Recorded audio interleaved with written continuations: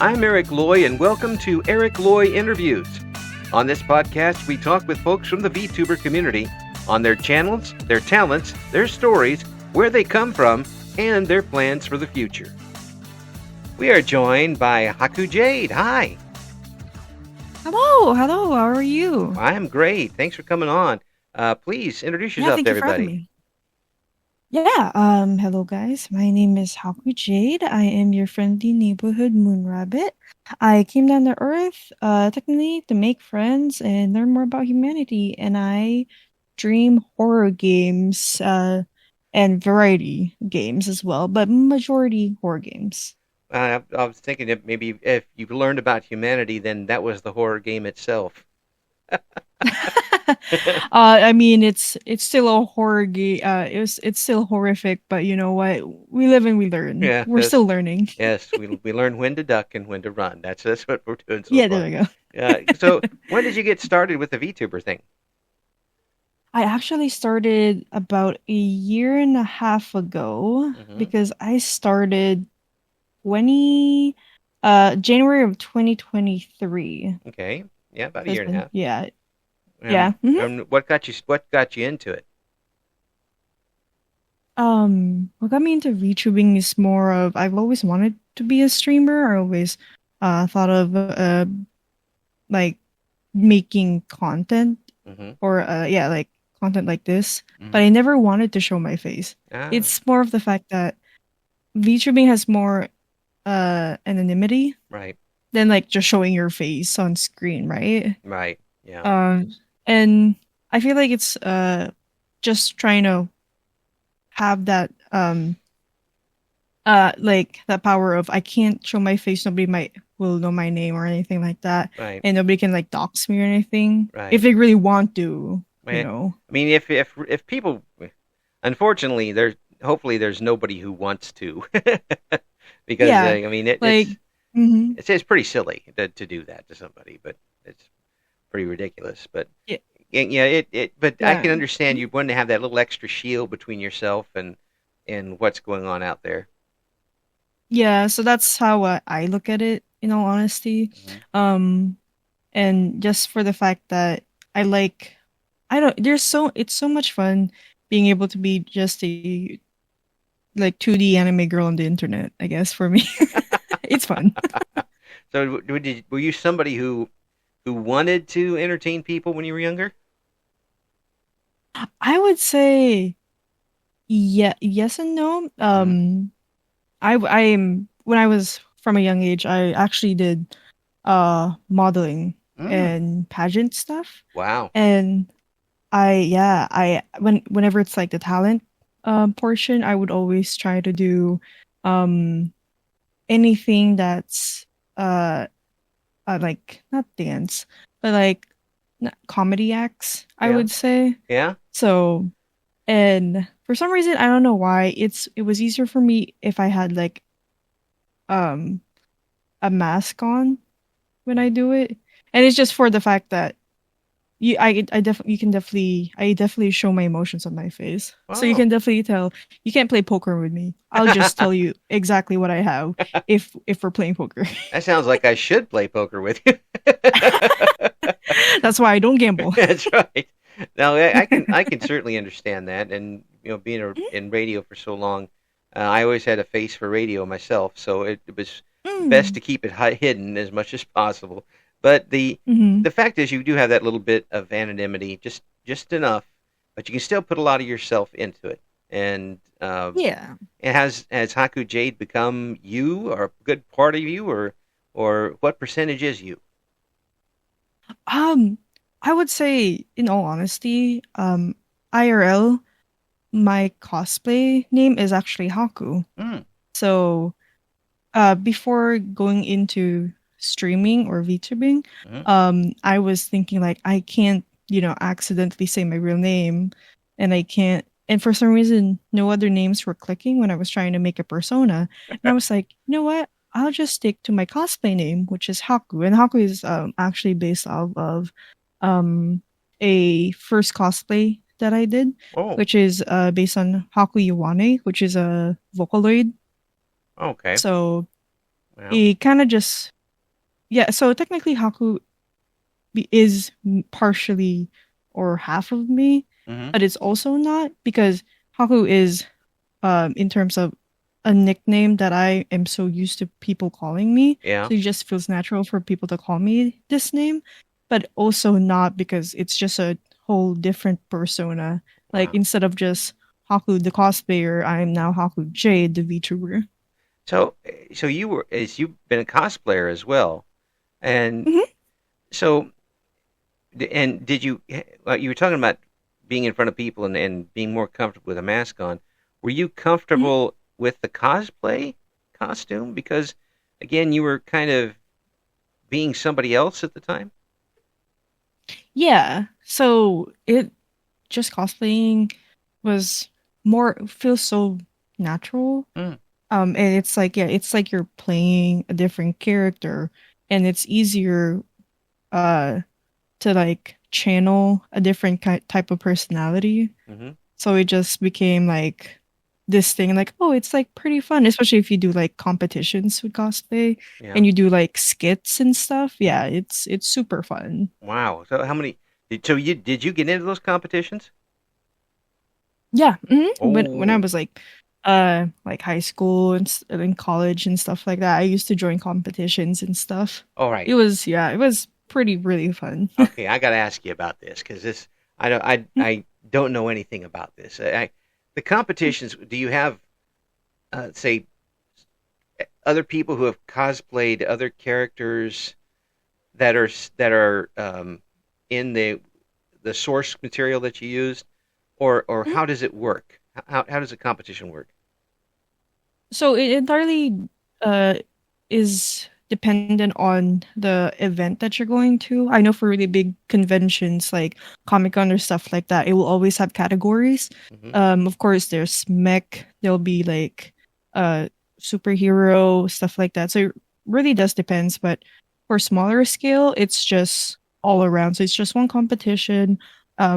Pretty much you go against other cosplayers, so it doesn't matter if you're from a different show, different game, hmm you're all in just one competition. Mm. And the skit part, so the criteria, at least for the ones that I've been to, is the costume, craftsmanship, um, and then how you deliver the costume. So how well do you act like the character, Ah, um, and what in the skit. So like how entertaining your skit is. ah, So usually sometimes you'll see people singing if they're cosplaying as an idol. right.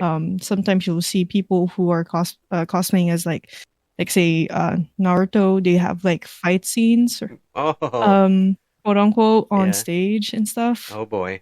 So yeah, it's actually pretty intense. So it's either that or a character, if especially if it's a group, you act out a scene from the anime um Oh, and stuff like that. So it really does depend. Usually what I do is I always did singing uh-huh. back then. But that's like not to say I'm a singer, but it's like that was the easiest one to do. Yeah. I mean, really. I mean, that takes a lot of courage. I don't think I could do that ever. Well, first of all, I know I can't sing. I haven't been able to since 1985. But I tell people I haven't hit a note on purpose since then. since the voice changed, All it by never. accident. Yeah, just not maybe by accident with my car. And the but to get up there and actually perform while doing it is a completely different story. That takes some courage.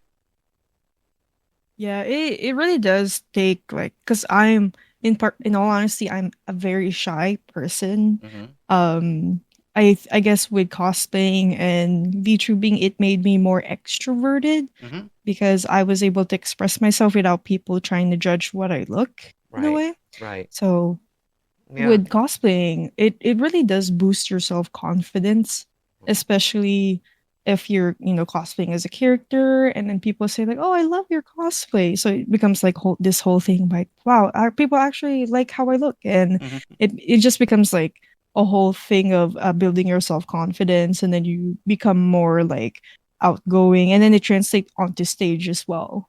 Does So it really does build character, I would say. does it translate into everyday life? It really does, in all honesty, because when I was yeah when I of course I used to do pageant and modeling. Right. I was still shy then. Like I didn't like pageant Mm-hmm. stuff back then. I was still super shy. But then with cosplay, for some reason, it made me think differently. So when I would because before I started uh modeling, I stopped doing cosplay for a while, and then I did cosplay again while doing modeling pageant stuff. Mm-hmm. It kind of like boosted my confidence, and I was like, oh, okay, Mm-hmm. I can do this. Yeah. I can't tell you why. It's just in my head it works. It doesn't. I don't care how it works as long as it works. I Yeah, it works. I tell people all the time. You can wear a copper bracelet, or you can take a placebo, and if it takes away your pain, I don't care why. Yeah, If it yeah, works, yeah. If you can trick your brain into thinking a certain way, then go for it. yeah, you can trick my brain into a lot of things. It's not very hard. But the it's fascinating to me just to hear that you've got such a really a rich story of being out in front of people, but you're more comfortable with this. Am I wrong in that? No, no, no, you're right. Yeah, I am definitely more comfortable like being in a like being a faceless VTuber, or like just being a VTuber Mm-hmm. and just having a 2D model representing me Mm-hmm. instead of just showing my face. I feel like if I did like in-person interviews, I feel more timid. I feel more like reserved.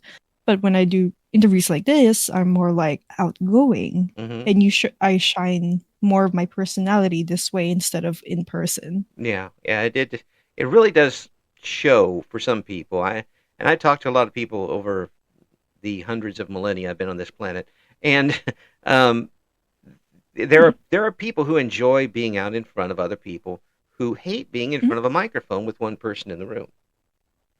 It's a completely Mm-hmm. different thing. I can't relate to that at all. I'm the other way around. I'm easy with one microphone, but you get me in front of five people looking at me and I want to run. I'm not going to because I'm old, but I want to run. The Uh-huh. the So it's a very interesting thing for me to hear that you had such a rich experience of being up in front of people, and you'd rather do this. It's very interesting. But as long as you are comfortable now and you're able to show, are you able to show more of yourself now than you actually did when you were in front of people? Like more of my personality. Yeah.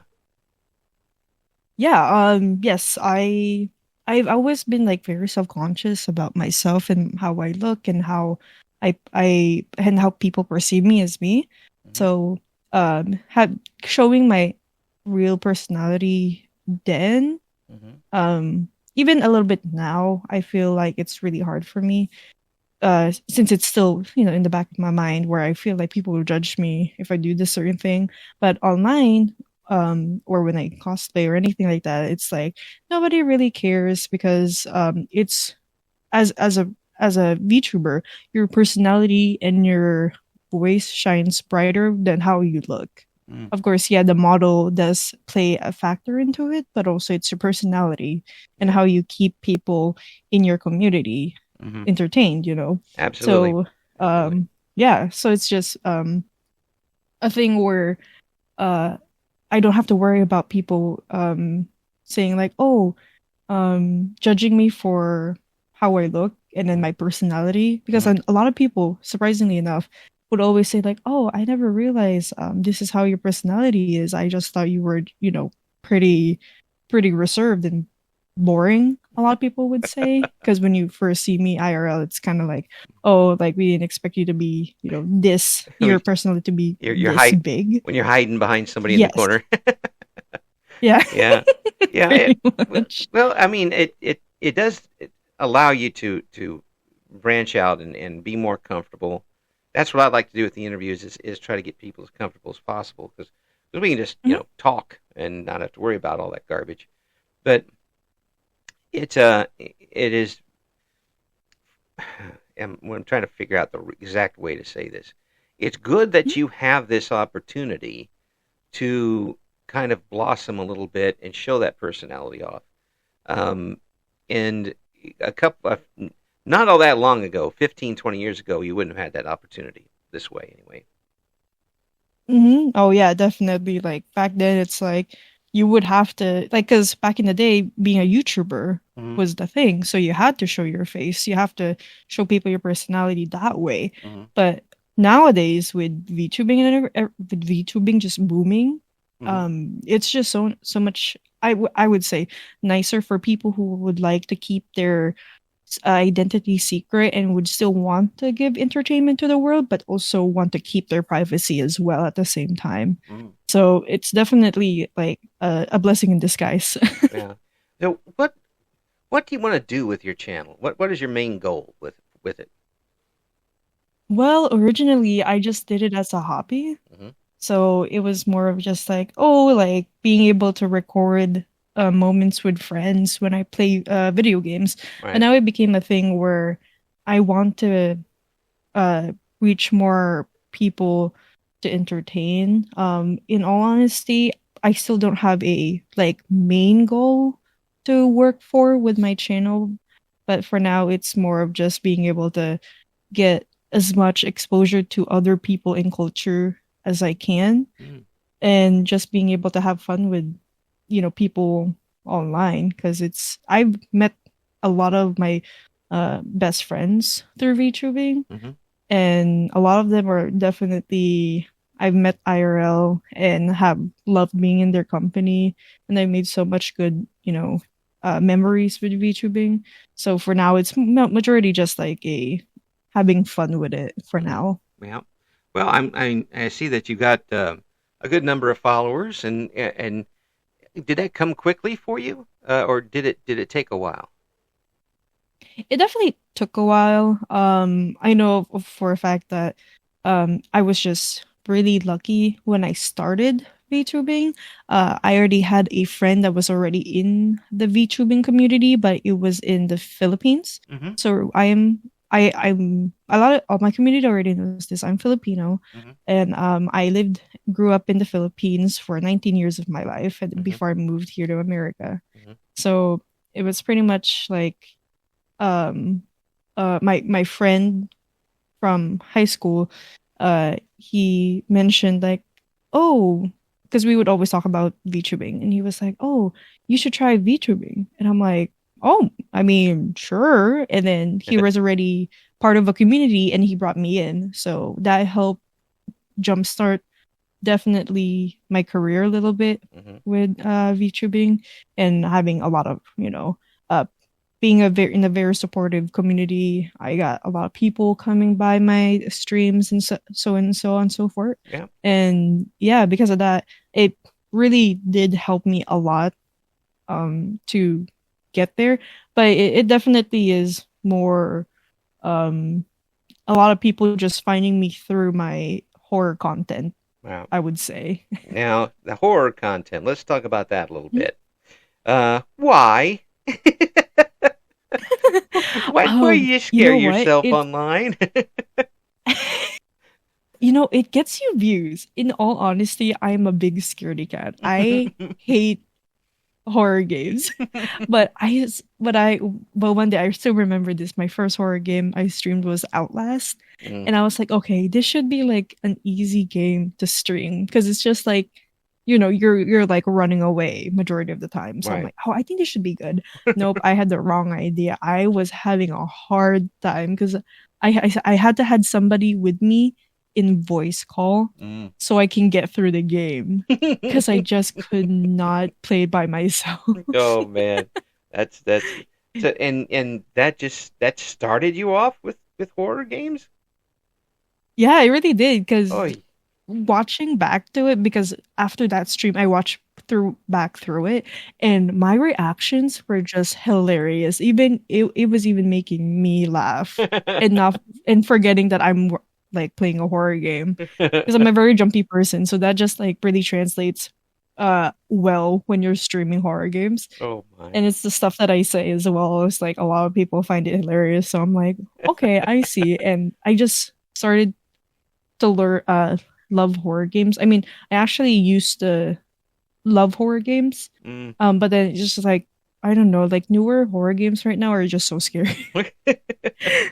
HakuJade Yeah. will put their sanity on the line for you during in these Yeah, horror games. definitely. Yes. I Uh, will definitely scare myself shitless just to entertain you guys. now I see one of the games that you played is Ghost Exile. Mm. hmm So Yeah. how witless does that scare you? So Ghost Exiles, I'm not sure if you heard of Phasmophobia. Oh yes. Oh yeah, yep. So it's kind of like Phasmophobia, but it has extra steps. Oh no. So once you find what kind of ghost it is, you have to exile it, like in the Oh. name. But it has all these steps how to do it. So it's just a more complicated Phasmophobia. And it was my first time playing it on stream, and I was scared shitless because my friend kept saying to me like, "Oh, don't worry about it. It's just like Phasmophobia, just with extra steps, so you'll be okay." I'm like, okay, okay. And Phasmophobia, of course, was scary, but then after a while, you get used to the scares, so Well, it doesn't yeah, seem scary anymore, right? yeah. Ghost Exiles, it's like, it was horrifying. Like, it was absolutely terrifying. I remembered when I went into the house and they said, "Oh yeah, sometimes a ghost appears, blah blah blah," and they were like, and I said, "Oh, I got scared because I thought I heard like something whispered on to me," and they were like, "Huh, wait till you see it crawling on the ceiling." And I thought they were joking. No, they were not. Yeah. You could literally see the ghost. You can hear it, and then you just like you're like, "What's happening? Where's that sound coming from?" You look up, the ghost is right above you, and then it just scurries down the freaking ceiling. It was horrifying. I was like, I hate this game. Oh my gosh. No, not. I'll watch you play it, okay? Yeah. I'll I'll stay Don't far worry, if away. you I'll watch it from across the room. there you go. If it's too scary for you to play, I will play it for you. Well, what about the? Now, so, what is your connection with League of Legends? Oh, I I love League of Legends, but not the playing rank. Mm. I because it's been a big part of my childhood, I would say. I've been on and off playing League of Legends for like a good 10 years now. 10, 11 years. Oh, I've been through it definitely. I think even more than 10 years. But I've only played casual, so only Swarm and any of the events that's happening. I've never played rank alone. If I do play rank, I play with friends. Mm. But majority of the time, it's like it's one of those like games that you hate so much hate so much alone, but you have so much fun with friends. Ah, So yeah, I only play it when I'm with other people, yeah, never alone. yeah. And it looks like you got a good group of people you're playing with. Was it easy for you to find folks? And you already knew at least one person who was in VTubing, but was it easy for you to Mhm. find other folks to collaborate with? Oh, I would say definitely, yeah. Mm-hmm. In because there's a depending on where you are, I would Mm-hmm. say the Philippine VTuber community, they always have like big Discord servers that you can join. You can definitely find people to play with if you want. Mm-hmm. So depending on like let's say you want to play a game of League of Legends, Phasmophobia, you can always like ping and say, "Hey, does anybody want to play this game during this time?" and stuff like that. And then a lot of people like are really uh into it. Mm-hmm. Like they'll be like, "Hey, we definitely want to play. Is there any like room still?" And that's how I met my like best Mm-hmm. friends Yeah, right now. yeah. Is through collabing through that, and a lot of people are always like nice about like collaboration etiquette Mm-hmm. as well, because that's also like a very big unspoken rule with VTubing as well. Right. Yeah, and sometimes it just doesn't work, and but sometimes it does, and folks need to realize too. And I've had a chance, been very happy to have the chance to speak with several folks from the Philippines and in interviewing them, Hmm. and there is quite a very active group of VTubers in the Philippines, and they're very talented and folks should give them a chance and take a listen to what they have to say. Now, the time zones are a little different. Oh, definitely. But I was just telling HakuJade here, because when we set up this originally, I messed up the time. It's 2 hours away from me. I messed it up. But no, I could schedule somebody on the other side of the planet and be on time. So but the time zones are a little different, and I imagine it's tough for folks over there too to get some audiences because of where they're at. hmm I would definitely say so. I mean, I do feel like a lot they do get a lot of European Mm-hmm. as well, European audiences, just how the time zones kind of collides Mm-hmm. with theirs. Mm-hmm. But yeah, definitely majority of my friends in the Philippines, I really have to schedule in advance when we play games. Mm-hmm. It's either that or it's always last minute, Yeah. because we usually, right now it's 6 p.m. PST. Right now it's 9 a.m. on a Sunday for them over Yeah. there. Yeah. So like you really have to like schedule it. If it's, you have to have a friend that's like a morning person Mm-hmm. or who's like a night owl, because by the time you come, like by the time, if you want to do a collaboration like at night, your best chances are waking up at like 7 a.m., 8 a.m. for you to be able to play with them. Yeah. It is absolutely crazy. Yeah, Yeah. but it's lucky. It's But lucky I have I, no sleep schedule, so I can. I could be up it kind of already. coincides. Yeah, it works. Yeah. It works where that goes. So, have you got anything? Any big news coming for your channel here soon? Have you got any big plans? Oh, I do. So I am in the process of doing a lot of projects. Mm. I would say not a lot, but like a couple of projects that might be a surprise for my community. Oh.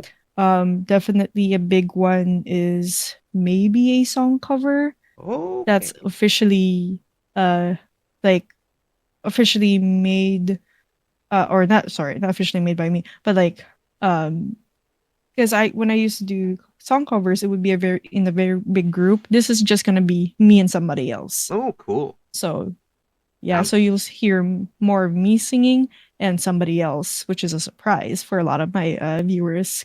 cool. Um, I'm gonna wait for that yeah, one. and Mhm. definitely might drop in this November, December. We'll see about how production goes by, but definitely keep a lookout for that one. And I might do a um uh really big donathon soon as well. All right. Well, you let us know when that's going on, so we can let everybody else know. Okay? Yeah, definitely. Thank you. Yeah, Yeah. we're gonna get you on and do some updates. It's a absolute pleasure to talk with you, and I'm sorry about all the time garbage that my old brain messed up. It's not like you're on the other side of the planet, for crying out loud. I still messed it I know. up. I that's what messes me up too when I try to like make like scheduling wise with Mm. people, like collaborations or like interviews like this and stuff. I'm like, I gotta remember that they're also here EST, PST, and they're not like time zone ahead of me, like 16, 15 hours ahead. So I gotta So, make sure I have I literally have a dedicated Google Calendar for all of my collabs and everything VTubing like related. yep. Because if I don't, it's just gonna collide with everything and I'm gonna have a bad time. And you end up missing completely, and everything goes all over the place. Yeah. Jade, thank you so much for coming on. I really do appreciate it. It's great to meet you. It sounds like you Yeah, got things thank you for going. having me. Sounds like you think it's going really well for you, and that you're enjoying yourself, and you're in a comfortable place. I'm right on that, am I? You are comfortable. Oh yeah, definitely. I am Yeah. a-okay where I am right now, and if anything else comes my way, then I will take it and take it with open arms. Well, and you let us know, okay? Definitely. Thank you. Thank you for listening to Eric Loy Interviews. Join us again next time when we talk to another member of the always interesting VTuber community.